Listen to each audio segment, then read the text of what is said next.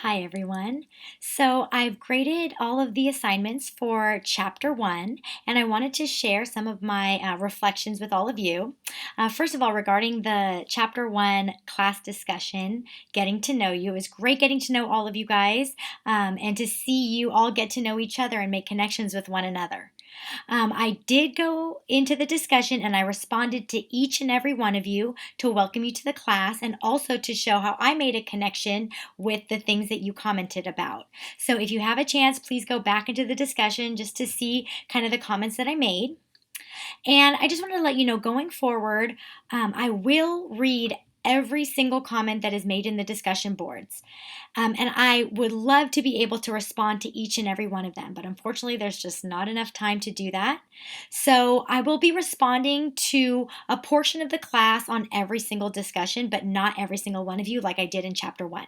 I just wanted you to know that so that if I didn't respond to you, you wouldn't be offended or feel bad. It's not that I don't want to respond, just I don't have time to do that.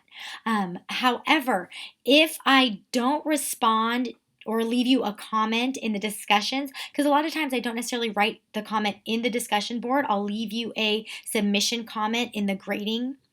And there's information in the welcome orientation module for how you can find that feedback.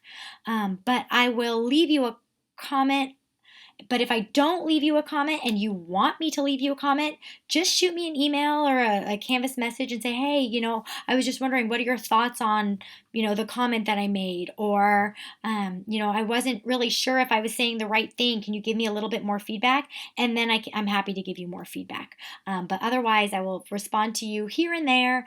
But I will read everything, and I do value each and every one of your comments, and I appreciate them.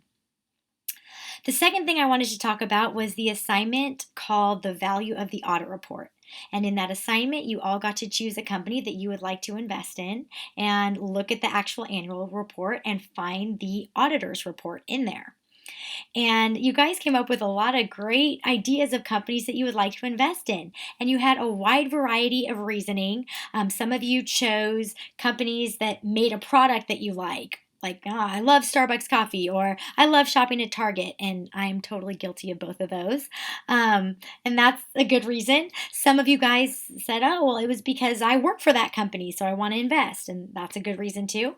And some of you guys actually did some financial analysis. You went into the financial statements, you looked at the balance sheet and the income statement and the statement of cash flows and try to decide, was this a good investment? Do I see profits going up, or do I see a good balance between liabilities and equity? And that's great if you did that, or if you looked at maybe some financial analysts reports on different companies. That's fantastic. But the key concept that I wanted you to get from this was to understand what the audit report actually tells you and how it adds value to those financial statements that you're looking at. Now, some of you guys made a comment along the lines of, oh, the audit report will tell me if the company is financially sound, if they're financially healthy, if it's a good investment. And I really want to clear up that misconception. The audit report is not meant to give any type of investment advice. It is not meant to do any analysis for you. Okay, all it does is it says these financial statements are accurate. Then it's your job as the investor or the analyst to go, okay, well, now I have financial statements that are reliable. I'm going to do my analysis on them, and then I'm going to decide if the company is a good investment, if they're making money, if they have good cash flows, if they have a good balance in their balance sheet. But that's for you guys to decide. So, really, even if a company isn't doing well, even if they're losing money, even if they're in deep debt, they can still get a clean audit report, because that's not what the audit report is meant to say. The audit report just is saying the financial statements are accurate, and you can rely on them to do your financial analysis and then decide if you want to invest. Okay.